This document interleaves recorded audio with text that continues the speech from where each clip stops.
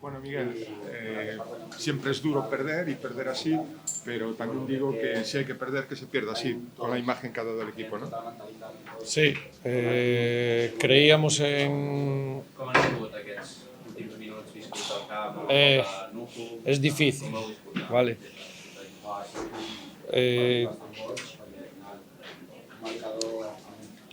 A ver, o equipo fixo todo o que tiña que facer para ganar o partido.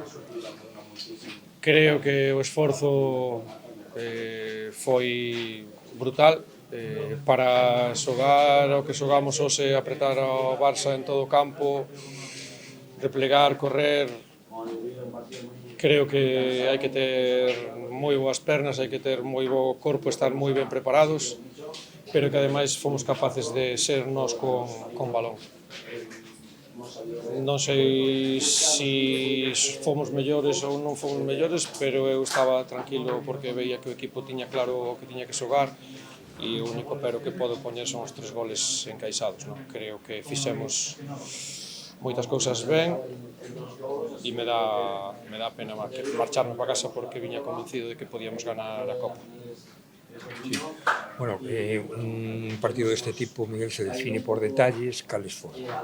No, a ver, detalles, hai dos equipos moi bons, o Barça creo que ten un potencial brutal, nos igualamos o seu xogo interior, creo que fomos capaces de superalos, cortamos as súas combinacións, en ningún momento estuveron cómodos e, como che digo, os goles encaixados creo que son evitables, todos, e, bueno, forma parte tamén desa inocencia ou desa xuventude e tamén eles teñen capacidade para facer dano, non? Entonces, bueno, canto menos creo que o empate era o merecido, non? Para nós, se non a vitoria, canto menos o empate creo que non o merecíamos. O Tocho Anxocar, onde fuches un referente, imagino que moito recordo, moitas lembranzas desa estadía no Lugo, non?